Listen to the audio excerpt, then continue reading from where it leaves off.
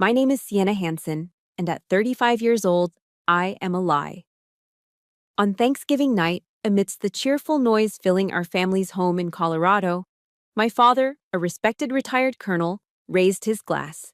He looked directly at my brother, Connor, a Marine Corps major, and then his eyes slid past me, cold and dismissive. "To Connor," he boomed, his voice filling the sudden silence. "At least one of my children understands what real service to this country means. A son who brings honor, not a daughter who quits for some meaningless desk job." The room went still. I could feel the heat rising in my cheeks, but I could only stare down at my plate of cooling turkey, feeling as if I didn't exist. They don't know that my desk job is a cover for missions my brother doesn't even have the clearance to know exist. And tonight's humiliation was the final cut. They think I'm weak, but they're about to meet the real me.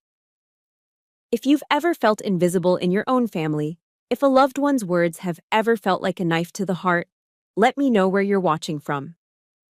Hit that like button, because this story of hidden truths and reclaimed justice is for you. The air in our family's log cabin in Colorado Springs was thick with the comforting trinity of Thanksgiving: the rich scent of roasting turkey, the sweet spice of my mother's pumpkin pie, and the dry heat of a roaring fireplace.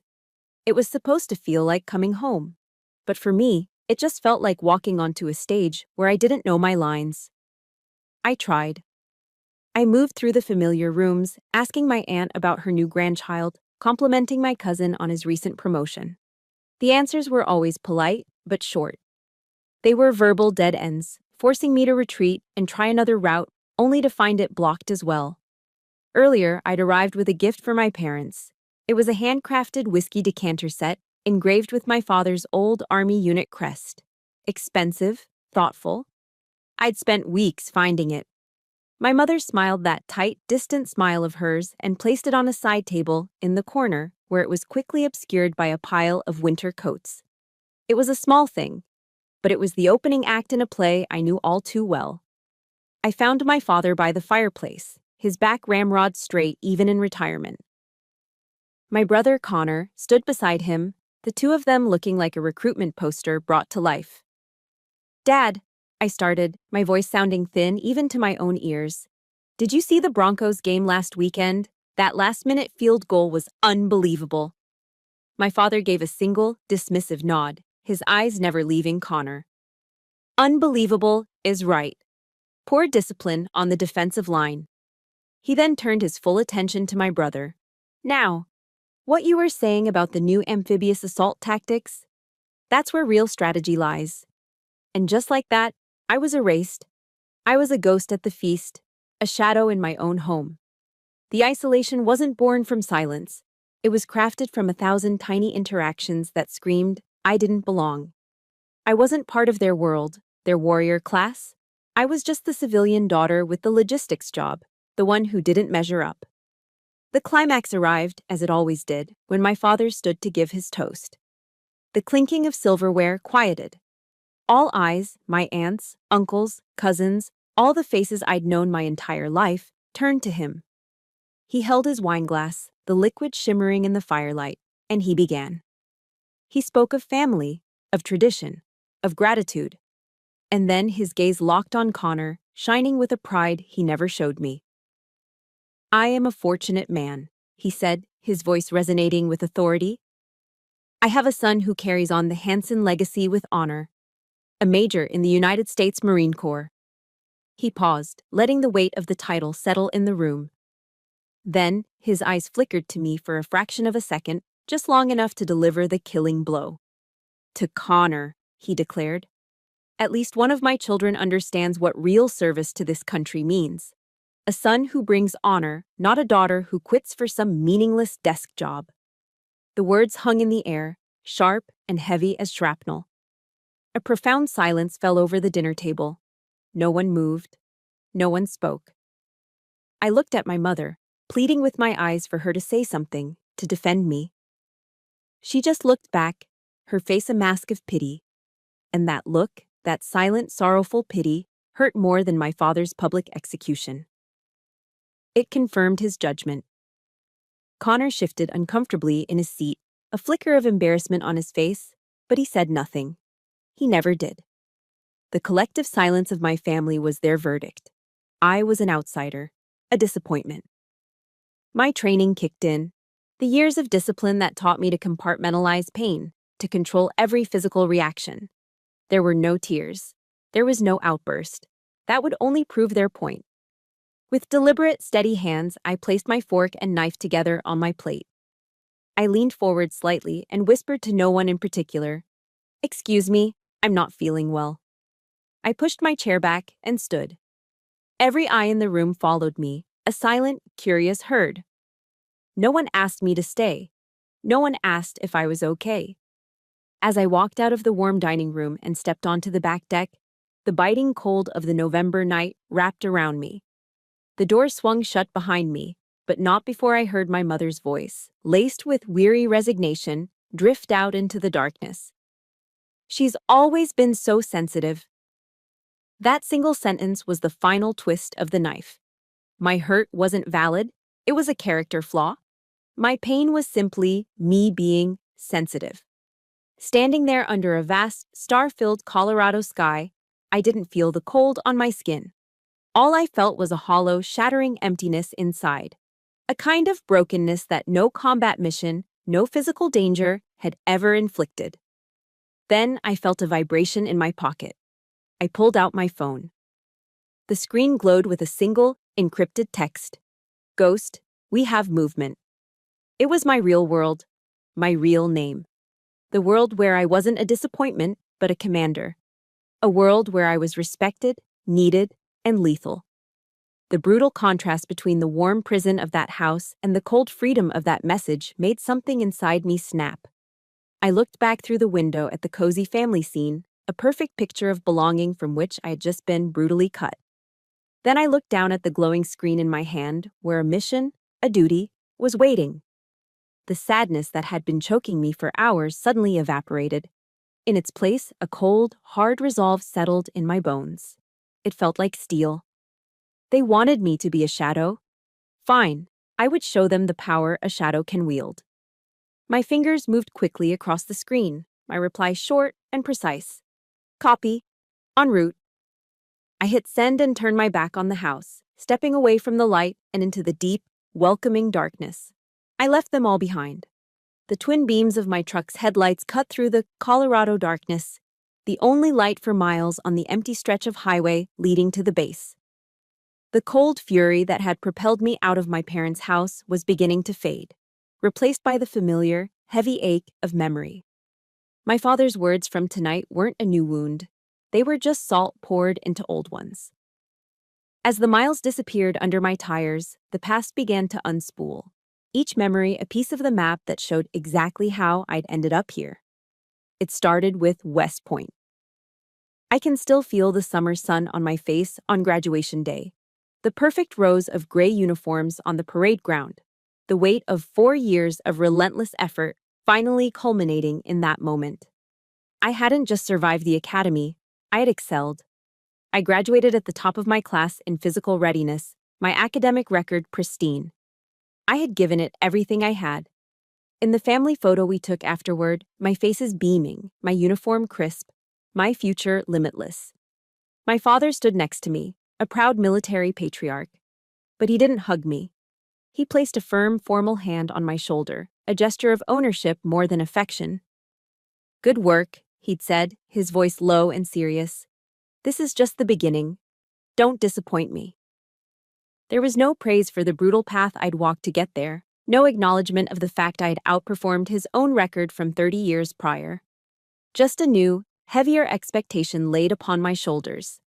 I remember 2 years later when Connor finished his 13 weeks of basic training at Paris Island. He wasn't a commissioned officer, he was a newly minted Marine. And my father threw him a party. The whole extended family was there, a banner hanging in the backyard that read, "Congratulations, Marine." My father gave a booming speech about honor and commitment, his arm slung proudly around Connor's shoulders. That's when I finally understood the rules of the game. For me, success was a mandatory requirement. For Connor, it was a reason to celebrate. The highway stretched on, and another memory surfaced, this one sharper, more bitter. It was the day I came home to lie to them. I had just been recruited into Delta Force, the most elite and secretive unit in the U.S. military. The selection process was the single hardest thing I had ever done. A brutal crucible designed to break the strongest soldiers. I had made it. But the cover story was my exit. I walked into the living room, a real gash on my forearm from a training exercise hidden under a loose bandage, my excuse ready. My parents were sitting on the couch, waiting. I took a breath. "I think I'm going to be leaving the service," I said, the words feeling like poison on my tongue. I watched my father's face. I saw the pride he held for me, already so fragile, completely crumble. It wasn't a look of concern. It was a look of profound disappointment. He didn't ask about the bandage on my arm. He didn't ask if I was okay. He simply stood up, walked to the window, and stared out at the mountains, his back to me. "I thought you were made of different stuff," he said, his voice flat and final. I was wrong. My mother started to cry. Not for me, not for any pain I might be in, but for the shame my decision would bring. The shame of a daughter who couldn't hack it. I had to sit there and swallow it all. I had to accept the role of the coward to protect them. To protect a secret they would never know. I was sacrificing my public honor for a silent, deadly one, and in their eyes, I was nothing but a failure. But the oldest wound, the one that taught me the fundamental lesson of my father's world, was much smaller. I was 10 years old, and the center of my universe was a German shepherd named Major. He was my confidant, my shadow, my one source of unwavering affection. I'd race home from school every day just to see him, his big, goofy grin and wildly wagging tail. One afternoon, I came home, and the backyard was empty. The silence was deafening. I found my father in his study, polishing his boots. "Where's Major?" I asked, my voice trembling. He didn't look up. "I gave him to a family on a farm," he said, his tone clinical. "He wouldn't obey commands consistently. He was too soft." I cried for a week, but through the tears, a cold, hard lesson took root in my 10-year-old heart. In my father's world, love was conditional. Affection was a reward for performance, and anything, or anyone, that didn't meet his exacting, unforgiving standards was simply removed. Major, with his soft heart and loving nature, had been deemed defective. That dog became a symbol of my own deepest fear, that one day I too would be deemed too soft, too disobedient, and be cast aside. Tonight, it felt like that day had finally come. Back in the truck, all these memories crashed together, the dismissal, the disappointment, the disposal. A wave of raw, uncensored fury surged through me. I had sacrificed everything, my name, my public identity, the right to share my victories and my pain with the people who were supposed to love me most. And my reward was contempt. My fist slammed into the steering wheel, a sharp crack in the silence of the cab. It was a rare loss of control, a crack in the icy discipline that defined my life. What did I do all this for? I asked the empty road, my voice raw. To protect people who don't even respect me? The road ahead was a black ribbon disappearing into nothing. For the first time, I felt truly lost. Not on a map, but in my own life. I knew I couldn't keep living this way, split between two worlds, belonging in neither. The silent soldier and the disappointing daughter. A question, heavy and terrifying, echoed in the emptiness. So what do I do now? The question, so what do I do now, didn't get an answer. It just hung in the air as I drove, eventually dissolving into the sheer exhaustion of my double life. The next morning, the path forward wasn't a grand strategy for liberation. It was just the soul-crushing routine of my cover job. At 8 a.m., I was Sienna Hansen, supply chain manager. I sat in a gray cubicle under the sickening hum of fluorescent lights that always gave me a headache. The air smelled of stale coffee and microwave popcorn. My boss, Gary, a man whose greatest physical exertion was getting out of his office chair, strolled over to my desk. He had a paunch that strained the buttons of his shirt and a condescending smirk permanently fixed on his face. He slapped a thick stack of invoices on my desk, making my monitor tremble. "Sienna," he said, leaning in conspiratorially, his voice a little too loud. "I need these reports reconciled by morning. Top priority." He then tapped the corner of my desk. "And try to smile a little more, would you? Nobody wants to work with a grump." I just nodded, my eyes fixed on the spreadsheet in front of me, my jaw tight. The urge to explain that my grumpy face was the result of chronic sleep deprivation and the constant crushing weight of national security secrets was overwhelming. But I just said, "Yes, Gary, I'm on it." He patted my shoulder with a self-satisfied grunt and walked away. I stared at his back, feeling a profound, soul-deep weariness. This was my penance. This was the price of being a ghost.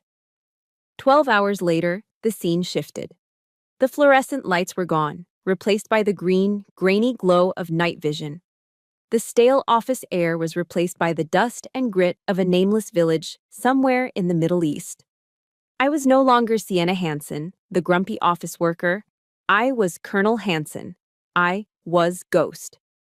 My face was streaked with grime and sweat, my body encased in tactical gear. The stack of invoices was replaced by a satellite map displaying the heat signatures of my team moving silently through the alleys below. "Bravo 1, this is Ghost." I spoke into my comms unit, my voice low, calm, and absolute.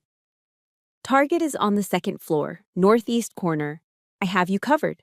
Execute on my mark." The contrast was so brutal, so jarring, it felt like it could tear a person in two. To go from being patronized by a man like Gary to holding the lives of a dozen elite soldiers in my hands was a daily exercise in psychological whiplash. This was the tightrope I walked. This was my lonely road. The exhaustion followed me home. At the end of a grueling week, 3 days buried in logistics reports and 2 sleepless nights coordinating a cross-border operation, all I wanted was my own bed. But my old pickup truck had other plans.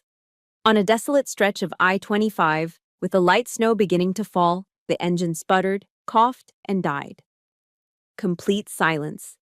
I coasted to the shoulder, the vast empty plains of Colorado stretching out around me. I tried the ignition again. Nothing. Just a pathetic click. My phone had 2 bars of service. I had 2 choices. I could call my father, who would undoubtedly launch into a lecture about my lack of foresight and failure to properly maintain equipment. Or I could call Connor, who would offer a series of overly cheerful, condescendingly simple suggestions, as if I hadn't already checked the battery terminals. So, I called neither. I called a tow truck. An hour later, sitting in the freezing cab of the tow rig, I watched the snow fall on my dead truck as it was loaded onto the flatbed. The repair bill came to just under $1,000, a significant chunk of my carefully saved civilian salary. It was a problem I had to solve entirely on my own, another secret expense, another burden I couldn't share. As other cars sped past, their headlights illuminating the swirling snow, a wave of profound loneliness washed over me. It was so intense, it was hard to breathe. Even the most mundane struggles of life, I had to face them utterly and completely alone. In that cold, dark moment, feeling the full weight of my isolation, my mind drifted back. I closed my eyes and I was a young cadet at West Point again, sitting in an auditorium, listening to a speech by General Ann Dunwoody.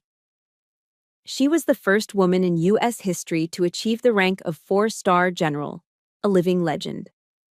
I remembered her standing at the podium, radiating a quiet, unshakable strength. "I never thought about being the first woman," she'd said. "I just thought about being the best officer I could be." Those words, stored away for years, came back to me then with the force of a revelation. It was like a jolt of electricity to my exhausted soul. That was it. That was my purpose.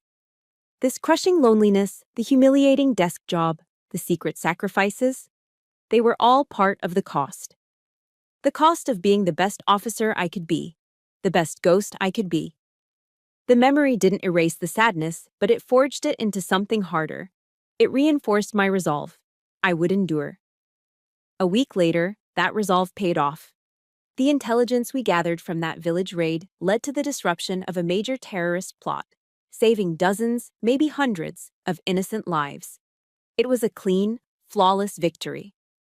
And I returned from it to my small, rented apartment. There was no parade, no welcome home party. My dinner was a cup of instant noodles I ate standing over the sink. Later, I sat alone in the quiet darkness of my living room, the only light coming from a street lamp outside my window.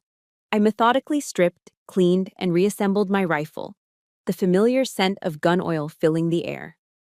The cold, polished steel felt solid and real in my hands, a stark contrast to the emptiness of the room. Its cold surface reflected my own impassive face. This was my victory, a triumph no one would ever know about, a glory I couldn't share. I set the rifle down, its deadly purpose fulfilled for now. I looked around the bare, impersonal room, the cheap furniture, the empty walls.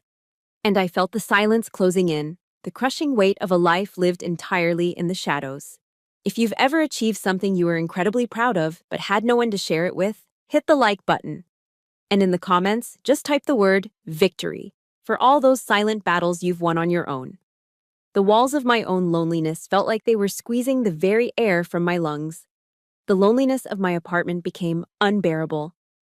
After weeks of living in that hollow silence, punctuated only by the demands of two separate, secret lives, I knew I had to do something. Anything. So one Saturday morning, instead of letting the four walls of my apartment close in on me, I forced myself to go to a local coffee shop.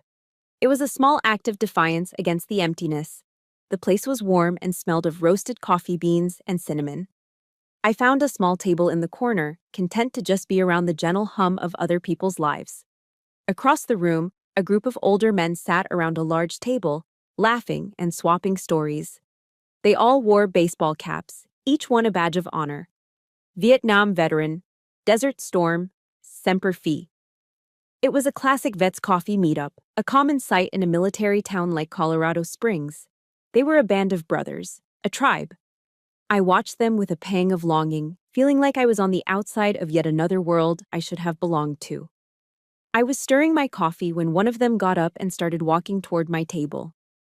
He was an older gentleman with a neatly trimmed silver beard and kind, crinkling eyes that seemed to have seen a great deal. My first instinct was to tense up, to put my guard on, but there was a gentleness in his approach that disarmed me. "Excuse me for bothering you, ma'am," he said, his voice a soft, gravelly rumble. "My name's Frank. I just couldn't help but notice the way you sit. Your posture? You carry yourself like a soldier. Did you serve?" His question was direct, but there was no judgment in it. No expectation. Just a genuine, respectful curiosity. It was so different from the way my own family talked about my service, either with impossible standards or dismissive contempt. I was taken aback by his perception. "I was in the army, yes," I said simply, offering no more. Frank, a retired Marine Master Sergeant who'd served in Vietnam, just nodded slowly, as if that was all the explanation he needed. He didn't ask for my rank, my unit, or why I got out. He didn't pry for war stories. Instead, he pulled up a chair and began to talk about his own experience, about the feeling of coming home to a world that no longer made sense. "The hardest part isn't the noise of the fighting," he said, his gaze distant for a moment. "It's the silence afterward. You come back, and you feel like you're speaking a language that nobody understands." As I listened to him, a knot of tension I hadn't even realized I was carrying began to loosen inside my chest. For the first time, someone understood a piece of my burden without me having to reveal a single classified detail. He didn't see Sienna Hansen, the logistics manager. He saw the soldier. The part of me my own father had refused to see, even when I was in uniform. A little while later, a warm, energetic woman with a bright smile and salt and pepper hair came into the coffee shop. She walked right up to our table and kissed Frank on the cheek. "There you are," she said, before turning her warm gaze on me. "And who is this?" "Maria, this is Sienna," Frank said. "Sienna, my wife. Maria." Maria's eyes were just as kind as her husband's. She took my hand in both of hers, her skin warm and soft. "It's so wonderful to meet you, dear." She looked me up and down, not with scrutiny, but with a kind of maternal appraisal. Then, without a moment's hesitation, she said, "Frank and I are having my Sunday lasagna tomorrow. We always make too much. You have to come." Our house, 5 o'clock. I make the best lasagna in all of Colorado, I promise. I started to politely decline, the habit of isolation being a hard one to break. But the sincerity in her smile was so genuine, so insistent, that I found myself agreeing before I could stop myself. That Sunday dinner was the polar opposite of my family's Thanksgiving. Frank and Maria's house was small and modest, but it was filled with laughter and the incredible aroma of garlic, oregano, and simmering tomatoes. There were no expectations, no performances. They didn't ask about my career or my accomplishments. They asked what music I liked. They asked if I'd ever hiked the trails at Garden of the Gods. They told me funny stories about their grandchildren. They simply listened. To them, I wasn't Colonel Hanson, the secret warrior. And I wasn't Sienna Hanson, the disappointing daughter. I was just Sienna. And that was enough.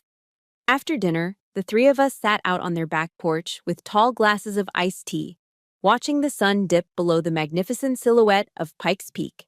The sky bled into shades of orange, pink, and deep purple.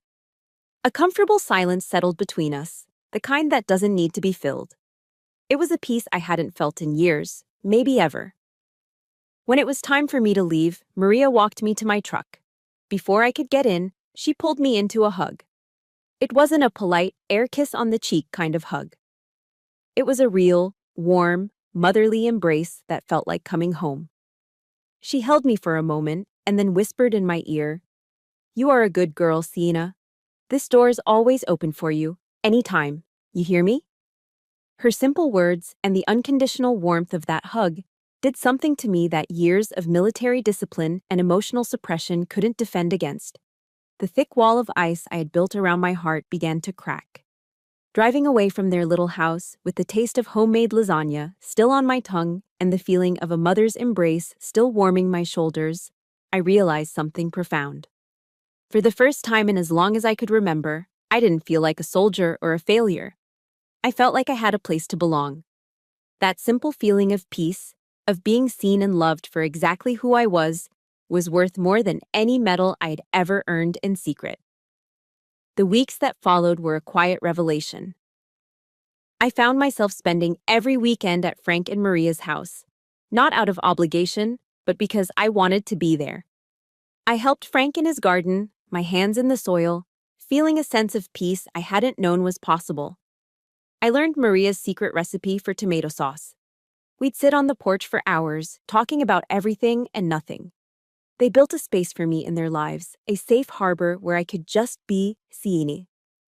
For the first time in months, I felt the tight, relentless knot of tension in my shoulders begin to ease. I was starting to feel happy. Then the phone rang. It was a Saturday afternoon. The three of us were in the backyard, laughing as we tried to assemble a new bird feeder that was proving more complicated than any military hardware I'd ever handled. My phone buzzed on the patio table. I glanced at the screen. "Mom." The laughter died in my throat. My entire body went on high alert, a cold wave of dread washing away the afternoon's warmth. Frank and Maria, sensing the immediate shift in my demeanor, fell silent. They gave me a knowing, gentle look and quietly moved to another part of the yard, giving me space. I took a breath and answered. "Hi, Mom." "Sienna, darling, how are you?" Her voice was like honey, a sweet, syrupy tone she only ever used when she wanted something. It was a weaponized pleasantry, and my internal alarm screamed, "Red flag? Red flag?" "Calm down, Sienna," I told myself. "Maybe this time is different. Maybe she's just calling to see how you are." "I'm fine, Mom. Just enjoying the weekend. What's up?" "Oh, nothing much, just thinking of you," she cooed. The lie was so blatant it was almost insulting. We went through a few minutes of hollow pleasantries, the weather, her garden club, a cousin's new baby. It was all a preamble, the circling of a predator before the strike. Finally, she got to it. "So, honey, your brother Connor is applying for a highly competitive advanced tactics course. It's a huge step for his career, Really prestigious.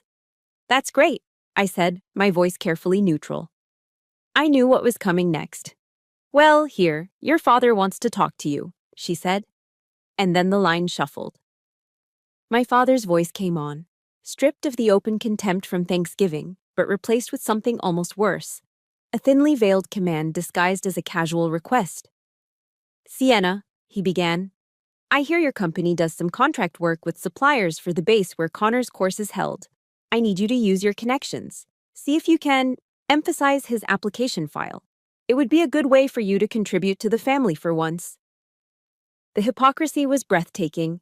I was stunned into silence. This meaningless desk job, the one he had publicly humiliated me for, was suddenly a valuable tool now that it could serve his golden son. The bitter irony burned in my throat.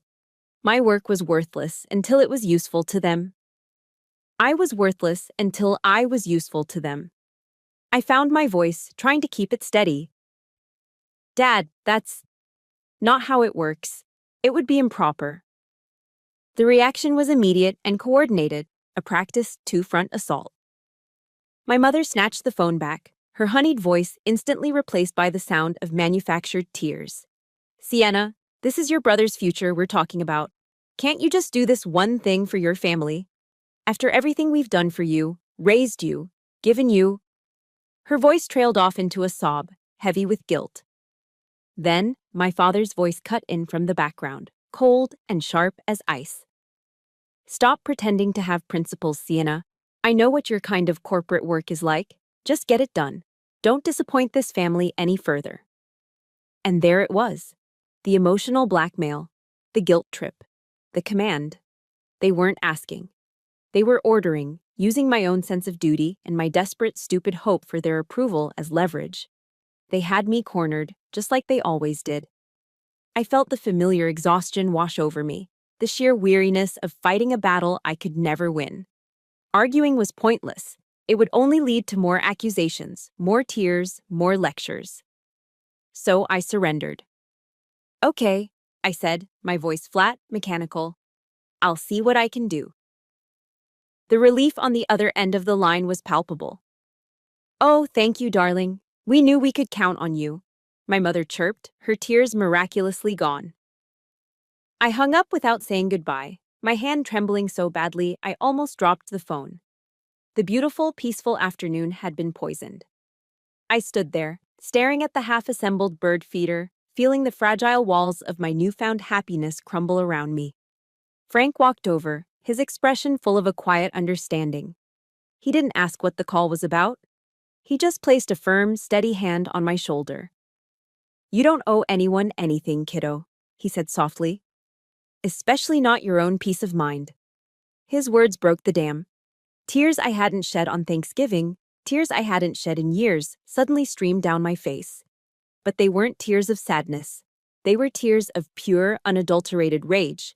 A white-hot anger at them, and at myself for falling for it yet again. In that moment, I saw the truth with devastating clarity. They would never change. My father would never respect me. My mother would never protect me. To them, I would always be a tool, a means to an end, an instrument to be used for Connor's benefit and then put back in the box. And I was so tired of being their tool. A few weeks later, my phone rang. It was my mother again, her voice bubbling with a manufactured cheerfulness that set my teeth on edge. Sienna, great news. Connor got accepted into the program. We are just so proud of him. She paused, and I could practically hear the gears turning in her head as she formulated the bait. Your father and I want to take everyone out to dinner on Saturday night to celebrate, to the Penrose Room at the Broadmoor. And we want to thank you too for your help. You absolutely have to be there. The Penrose Room, the fanciest restaurant in Colorado Springs, and those two little words, thank you. A pathetic, weak part of me, a part I thought I had buried, flickered to life, a tiny ember of hope. I hated myself for it. I knew it was a trap. I knew it was a performance. But what if it wasn't? What if this was the moment things finally changed? I told myself it was the last chance, the very last one. So, against all my better judgment, I agreed. On Saturday night, I did something I rarely do. I put on a dress, a simple, elegant black one. I put on makeup. I tried to look the part of a daughter they could be proud of, just for one night. The moment I stepped into the restaurant, I knew I'd made a mistake. The Penrose room was opulent, all dark wood, crystal chandeliers, and panoramic views of the city lights. And at a large prominent table in the center of the room sat my family. But it wasn't just them. My father had invited two of his business partners and their wives. A full-bird colonel and his wife from Fort Carson were there too. My blood ran cold. This wasn't a family dinner. This was a showcase. I felt a knot of dread tighten in my stomach as I took my seat. The evening unfolded exactly as I'd feared. The conversation was a steady, relentless stream of praise directed at Connor, his achievements, his potential, his brilliant future. I was a spectator at my brother's coronation. My name was mentioned only once. It was my mother who said it, a casual, dismissive wave of her hand as she spoke to the colonel's wife. Oh, and we were so lucky Sienna was able to help out with some of the logistics paperwork. Such a help. She made it sound like I had run a few errands, like I'd picked up their dry cleaning. She reduced my efforts, the careful, ethical tightrope I had walked for them, into a trivial administrative task. In that moment, I saw my role with perfect clarity. I wasn't the guest of honor. I wasn't even a guest. I was a prop. A footnote in their grand play brought out to prove what a supportive, wonderful family they were. But the final, unforgivable act was yet to come. After the main course, my father stood up, clinking his glass for attention. The table fell silent. He began a grand speech about the Hanson family's legacy of military service, a tradition of honor passed down through generations. Then he reached into his jacket pocket and produced a small, worn velvet box. The air in my lungs turned to ice. I knew that box.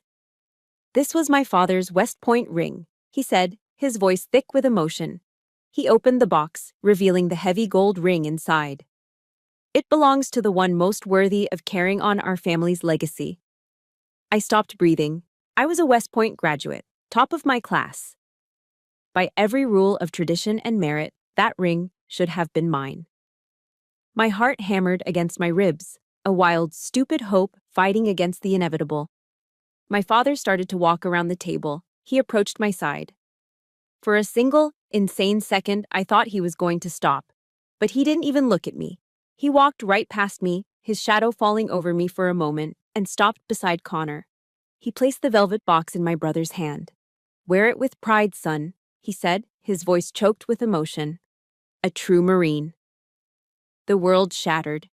For a split second, there was nothing but a roaring in my ears. Then, all the broken pieces of my life, all the years of silent endurance, of being invisible, of swallowing my pain, came back together. Not as a heart, but as a single, solid block of ice in my chest. The years of silence were over. Slowly, deliberately, I rose to my feet.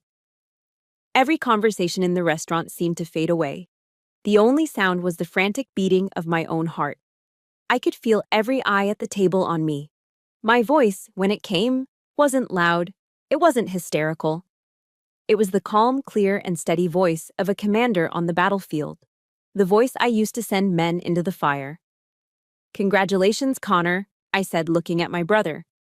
Then I turned my head and locked my eyes directly on my father. "You were right, Dad," I said, my voice cutting through the silence. "That ring belongs to the one who carries on the family legacy." I held his stunned gaze. And I finally understand today that I'm not part of that legacy, and I don't want to be. My gaze swept across the entire table, over the shocked faces of my mother, the guests, everyone. Thank you all for making that perfectly clear. This will be my last dinner with you. With that, I placed my cloth napkin neatly on the table. If you have ever had a moment where you finally stood up for yourself after years of silence, hit that like button. And if you believe that speaking your truth is the ultimate act of courage, comment "I stand" below. I turned my back on them all. I walked away, my spine straight, my head held high. I did not look back once, leaving behind a table of stunned silence and the wreckage of a family I no longer claimed. After walking out of the Penrose room, I didn't go home. The adrenaline from the confrontation was still coursing through me, too potent for the confines of my apartment. Instinct took over. I drove, heading up the winding roads of Cheyenne Mountain until I found a scenic overlook. From there, the lights of Colorado Springs glittered below like a fallen constellation. I killed the engine and sat in the silence, the chill of the night air seeping into the cab. The white-hot rage from the restaurant began to cool, crystallizing into something else. A cold, diamond-hard clarity. The emotional war was over. Now, the strategic one began. For my entire career, I had fought for others in the shadows, for my country, for my unit, even for the family that scorned me. Now, for the first time, I was going to fight for myself, and I was going to do it in the light. This wasn't about revenge. Revenge was messy, emotional. This was about truth. It was a tactical operation, and it required a plan. I reached into the glove compartment and pulled out a small government-issue notebook and a pen. In the dim glow of the dashboard lights, I began to write, the way I would plan a mission deep in enemy territory. Objective, liberation. Enemy, the lie. Assets, classified. Risks, career, professional standing, total alienation. End state, truth. I mapped out potential scenarios, contingencies, escalation of force. It was familiar territory. The chaos of my personal life finally clicked into a framework I could understand and control. I wasn't the broken daughter anymore. I was the mission commander. And every commander knows the first step is to secure your allies. I didn't drive home. I drove to Frank and Maria's. The lights were still on. When Frank opened the door, he took one look at my face and simply stepped aside to let me in. He didn't ask questions. Maria was in the kitchen, and she immediately put a kettle on the stove. They guided me to the kitchen table, the same one where I'd shared lasagna and laughter, and let me sit in silence until I was ready. I didn't tell them the classified parts of my life. I couldn't. But I told them the truth of my pain. I told them about the dinner, the toast, the ring. They disowned me tonight, Frank, I said, my voice quiet but steady. They looked right through me and made it clear I'm not, and never will be, a part of their family. They crossed a line they can't uncross. Frank listened, his kind eyes never leaving my face. He let me pour out all the hurt and humiliation without a single interruption. When I was finished, he just nodded slowly. He stood up, poured hot water over a tea bag in a mug, and slid it in front of me. Then, he sat back down.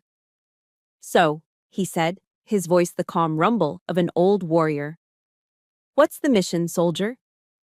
The simple, powerful validation in that question hit me harder than any expression of sympathy could have.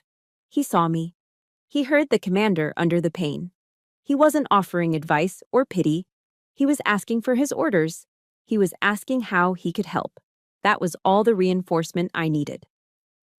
Back in my apartment later that night, the reality of my plan began to sink in.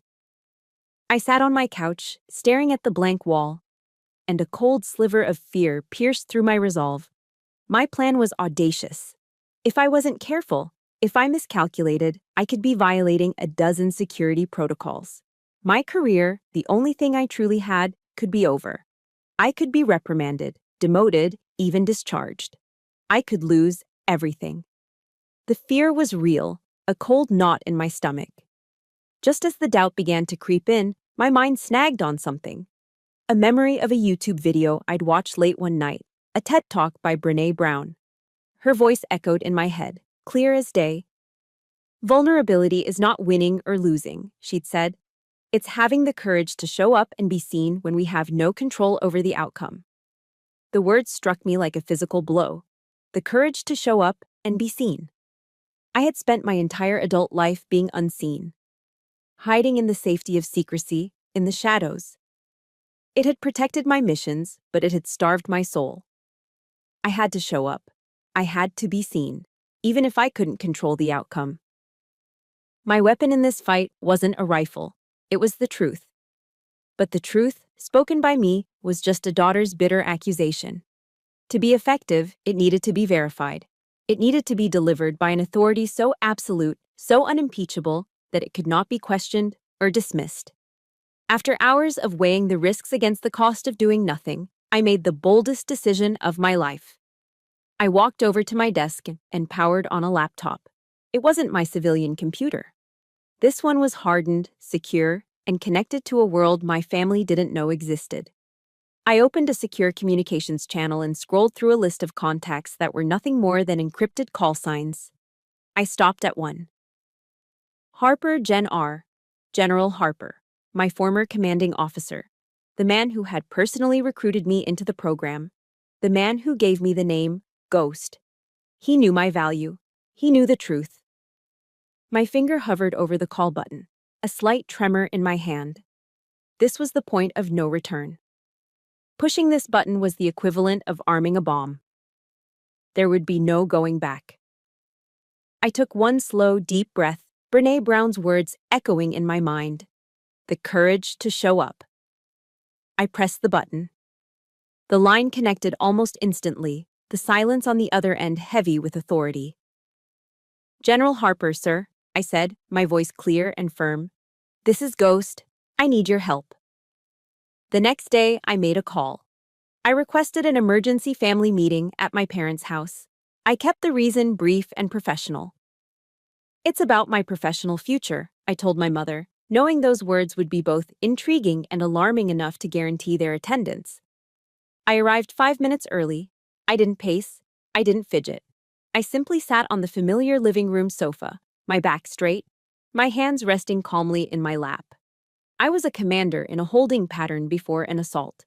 My heart beat a slow, steady drum. My mother was fluttering around the room, nervously adjusting picture frames. She could sense something was different in my demeanor, and it made her anxious. My father and Connor, however, walked in radiating smug satisfaction.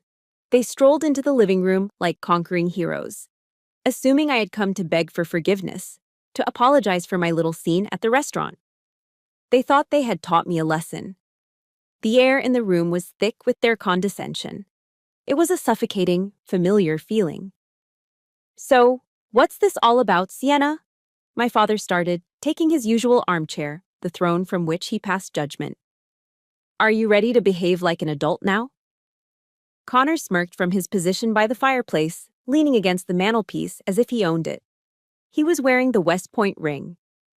Right on cue, the doorbell rang. A sharp, clear chime that cut through the tension. I stood up. "Are you expecting someone?" my father grumbled, annoyed at the interruption. I didn't answer. I walked to the front door, my steps measured and silent. I turned the handle and pulled it open. Standing on the porch was General Mark Harper. He was not in civilian clothes. He was wearing his full Class A dress uniform. The 4 silver stars of a full general glittered on each shoulder. A rainbow of ribbons, the Distinguished Service Cross, the Silver Star, Purple Hearts, was arranged immaculately on his chest. He was, at that moment, the chairman of the Joint Chiefs of Staff, the highest-ranking military officer in the United States. He was a force of nature in human form. The effect was instantaneous. It was as if a vacuum had sucked all the air, all the arrogance, out of the room. My father, James Hansen, a retired colonel, shot to his feet. It wasn't a choice, it was a reflex. Decades of military discipline hardwired into his bones. His back went ramrod straight, his hands instinctively flattening at his sides. The smug look on his face was replaced by one of pure, slack-jawed shock. Connor simply stared, his mouth hanging open. His eyes were glued to the 4 stars on General Harper's shoulders, his own bravado evaporating like mist in the sun. The shiny gold ring on his finger suddenly looked like a cheap toy. General Harper didn't need an introduction, but he offered one anyway. He stepped inside, his presence filling the entire house. He gave a curt, professional nod to my father and brother. "Colonel Hansen, Major Hansen." Then, he turned to me. The look in his eyes changed. The hardness softened into something I recognized immediately. Profound, unwavering respect. "Colonel Hansen," he said, and his voice, calm but carrying the immense weight of his command, echoed in the stunned silence. "Thank you for the invitation." The word colonel hung in the air, a sonic boom that shook the very foundations of my family's reality. I saw the confusion, the utter disbelief, flash across my father's face.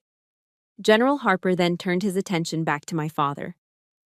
Colonel, he began, addressing him as a peer but with an authority that was galaxies beyond his. I'm here today in a personal capacity at the request of one of the finest officers I have ever had the privilege of commanding. He didn't reveal state secrets. He didn't need to. He spoke in broad, powerful strokes that painted a picture more vivid than any classified file. He spoke of silent missions in places the evening news would never mention. He spoke of a courage demonstrated in the dark, far from any parade ground. He spoke of a living legend within the special operations community, an operative known only by a call sign. He spoke of Ghost. Finally, he brought his gaze back to my father, pinning him in place. Colonel, General Harper said, his voice dropping slightly but losing none of its power. A soldier's legacy isn't measured by the rank on their shoulders. It's measured by the sacrifices they make. Your daughter has sacrificed more for this country than you and I together could ever comprehend. This nation owes her a debt that can never be repaid. With the finality of a judge's gavel, he finished. He stepped toward me, took my hand in a firm, respectful handshake, and said, "It was good to see you, Sienna." He then gave one last nod to my speechless family and walked out the door. The click of the latch closing was the loudest sound I had ever heard. It left behind a silence that was heavier, more profound than any explosion. My father, James, seemed to deflate. He sank back into his armchair, not with the authority of a king, but with the dead weight of a broken man. His face was ashen, the color of old paper. In the space of 5 minutes, he looked as if he had aged 20 years.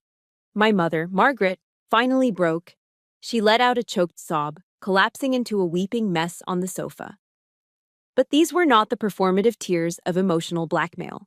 These were the gut-wrenching sobs of shame and regret. And Connor just stared at me, his eyes wide with a dawning horror and a strange, new kind of awe. "Ghost?" he stammered, the name barely a whisper. You're the ghost? The legend?" I stood there, in the center of the wreckage. I felt no triumph, no smug satisfaction, just a quiet, terrifying calm. I looked at the man who had been my father, the man who had judged me, dismissed me, and erased me. I spoke one final sentence, my voice perfectly level. "Now," I said, "shall we talk as equals, Colonel?" The explosion from that afternoon in my parents' living room didn't end with a clean silence. It kicked up a storm. In the days that followed, my phone became a relentless source of emotional shrapnel. My mother called constantly, her voice choked with frantic, weeping apologies.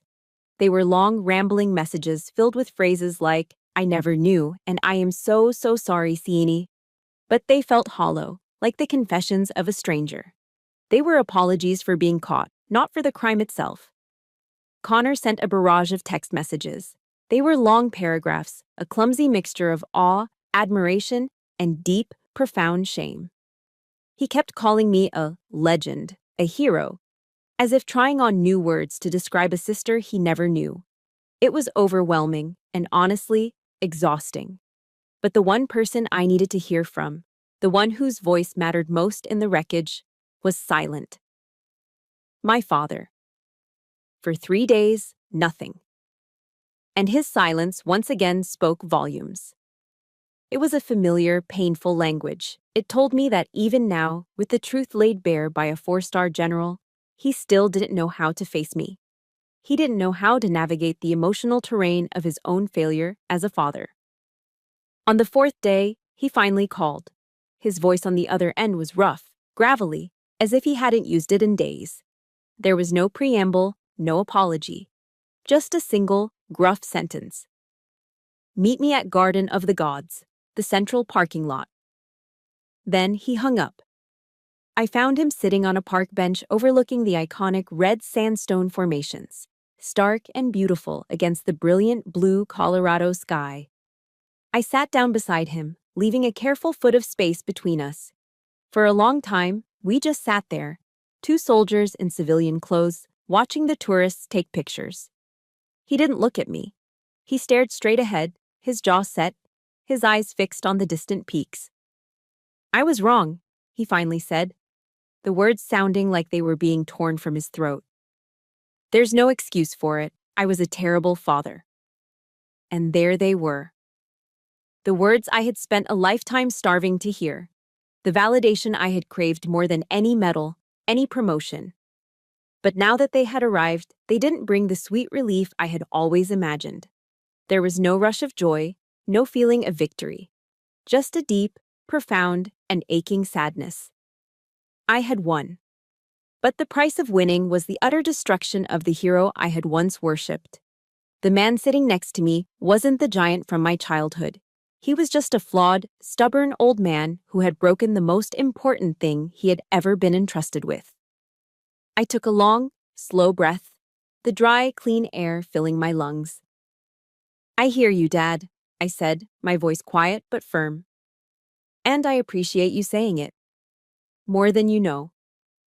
I turned to look at his profile, forcing him to feel the weight of my gaze. "But you need to understand something. The daughter who spent her entire life trying to win your approval, she's gone. She died in that restaurant the other night." I let the words hang in the air between us. If we're going to have any kind of relationship moving forward, it starts over, from scratch. It will be based on respect, not expectation, and it will be on my terms. It was the hardest thing I'd ever had to say to him. It wasn't a rejection, but it was a declaration of independence. I was defining the new terms of engagement. He didn't respond, just gave a slow, almost imperceptible nod. It wasn't a perfect resolution, but it was a beginning, a truce. My relationship with Connor, however, began to heal in a completely different way. He showed up at my apartment a week later, looking nervous and uncertain. He didn't come with a flood of apologies. He came with a request. "Tell me," he said, his voice sincere in a way I'd never heard from him before. "Not about the missions. I don't have the clearance, and that's not what I mean. Tell me what it was like. For you, I want to understand." So, for the first time in our lives, we talked. Not as the golden son and the forgotten daughter, but as two adults, two fellow soldiers.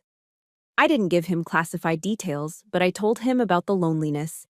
I told him about the crushing weight of the secrets, the exhaustion of the double life, the quiet humiliation of my cover job.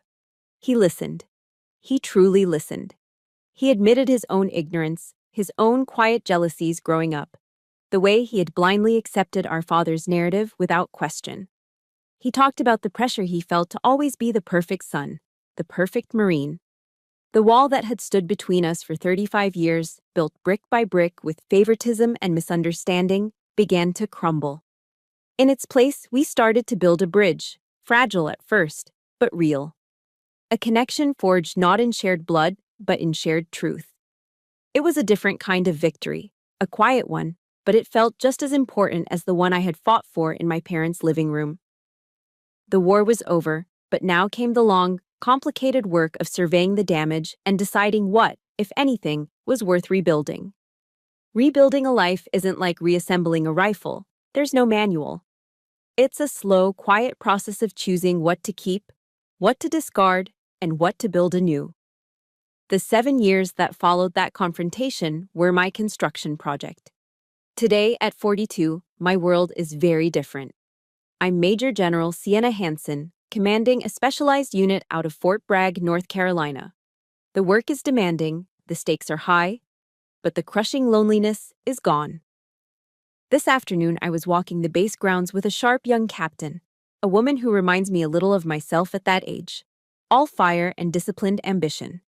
She was talking through a complex logistical problem, and I was just listening, offering guidance, seeing the path for her. I've become the mentor I always wished I'd had. My relationship with my family found a new, quiet rhythm. We rebuilt, but on a new foundation with solid, unbreachable boundaries. The desperate phone calls have been replaced by a respectful distance. My father, surprisingly, calls me about once a month. He doesn't talk about his disappointment anymore. He calls to ask for my opinion on world events, on military strategy. It's a complete role reversal, a quiet acknowledgement of a respect he could never voice outright. The most telling sign of the truce came last Thanksgiving. The memory is still warm, a perfect snapshot of the new world I'd built. This time, the dinner was at my house in North Carolina. The air was filled with the scent of my own roasted turkey, and the table was crowded with the people who mattered. Frank and Maria sat at the head of the table, the undisputed guests of honor. My parents and Connor were there too. There was no tension, no walking on eggshells, just a calm, quiet respect. When it came time for a toast, it was my father who slowly got to his feet, his wineglass held in a slightly trembling hand. He looked across the table, directly at me. "To my daughter," he began, his voice thick with an emotion I had never heard from him before. "Major General Sienna Hansen." He took a shaky breath. "She is the one who taught me the most important lesson of my life, that honor and courage are not about the noise you make, but about the quiet sacrifices you endure. I am so proud of you, Sienna." And this time, the words didn't hurt. They didn't feel like a transaction or a performance. They felt, after all these years, like the truth. This morning was the culmination of it all, my promotion ceremony. Before I left the house, I stood in front of the full-length mirror, my dress uniform perfectly pressed. On the table beside me were 2 silver stars, waiting to be pinned on my shoulders. As I looked at my own reflection, my mind went to the serenity prayer, the simple words that had become the quiet mantra of my new life. God, grant me the serenity to accept the things I cannot change. I thought of the past, the years of feeling invisible, the painful words, the father I wanted but never had. I couldn't change any of it. And I had finally stopped trying. I had accepted it. The courage to change the things I can. I thought of that night in the restaurant, the phone call to General Harper, the difficult conversation on that park bench. I thought of the choice to build a new family with Frank and Maria, to reforge a new relationship with my brother, to define a new future for myself. I had found the courage and the wisdom to know the difference. That, I realized, was the true meaning of peace. It wasn't about forgetting the past. It was about accepting it, learning from it, and then refusing to let it define the person I was becoming. It wasn't just a cliche on a coffee mug. It was the map of my entire journey. The ceremony was held in a large auditorium on base, filled with soldiers in uniform, colleagues, and friends. At the front, in the first row, sat my world. My chosen family, Frank and Maria, beaming with pride. And next to them, my biological family, whole and healed in a way I never thought possible. General Harper, now retired but still radiating an aura of command, had agreed to be the one to preside over the ceremony. He gave a short, powerful speech, and then he walked toward me, holding the 2 silver stars. As he pinned the first one onto my right shoulder, he leaned in close. "The whole world sees you now, Ghost," he whispered, his voice for my ears only. He pinned the second star, and I stood taller, the weight of them feeling earned and right.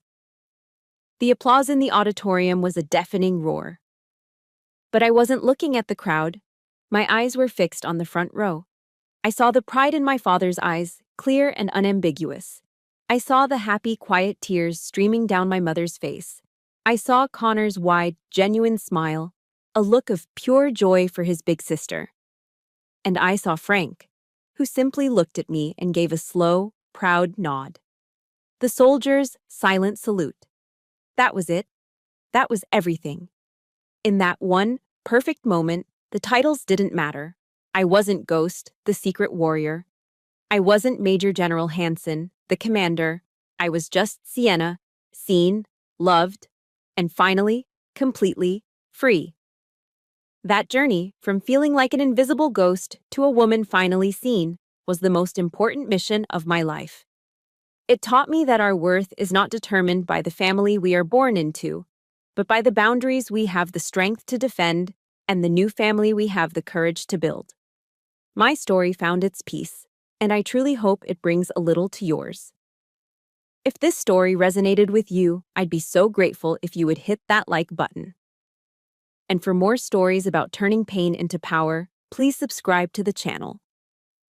For the comments today, if you believe everyone deserves to find their own peace, just write one single word: freedom. Thank you for listening,